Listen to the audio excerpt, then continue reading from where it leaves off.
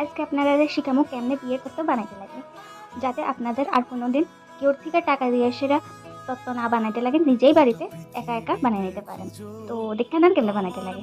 So hello everyone, আমি পুনম, আর আজকে আমি আপনারা শিখামু কেমনে আমার দিদির তত্ত্ব আমি নিজের হাতে বানাইছি।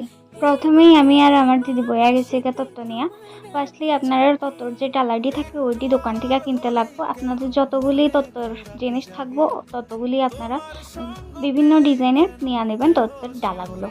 তারপরে আপনারা লাগবো ডাবল টেপ, সেলো টেপ, কেচি, তারপর একটা ট্রান্সপারেন্ট পেপার। কিছু আছে ওইটির মধ্যে ফ্লোরাল প্রিন্টও থাকে, আবার কিছু ট্রান্সপারেন্ট।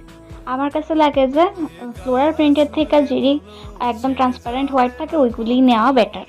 আমরা জিনিসগুলো অনেক ভারীও ছিল, কারণ আমরা অনেক হেভি হেভি জিনিস নিয়েছিলাম ফ্রুটস নার্সারিটা।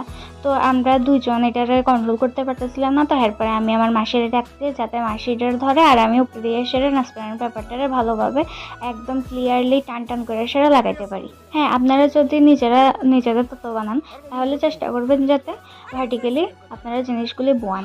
যদি নিচে একদম ডাইরেক্ট বসাই দেন তাহলে দেখতে ভালো লাগে না। তো আপনারা যদি 3 জন হয়ে যান তাহলে এগুলো ভার্টিক্যালি দিয়ে সেরা ট্রান্সপারেন্ট পেপারটা লাগাইতে খুব ভালো হইব, খুব ইজি হইব। আর সবসময় চেষ্টা করবেন যাতে ট্রান্সপারেন্ট পেপারটা একদম টান টান ভাবে দেওয়ার। চকলেটও আমি ডিফারেন্ট টাইপের ডিফারেন্ট কালারের নিয়ে নিয়েছি, তাহলে দেখতে খুবই ভালো লাগে। আর চেষ্টা করবেন যাতে একটু বড় বড় সাইজের হয়, আর কিছু ছোট ছোট যে টফিগুলো হয় ওগুলো। চকলেটের ডালাটা আপনারা হরিজন্টালি বয়েলেই হইব, আর বাকি যেটি আছে ওইটির একটু ভার্টিক্যালি দিলেই ভালো লাগে দেখতে। তো আমার তত্ত্ব সাজানি কেমন হয়েছে আপনারা অবশ্যই জানাবেন।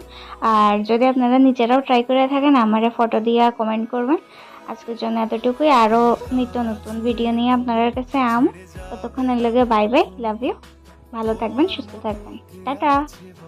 ভালো লাগলে অবশ্যই ফলো করে দিন।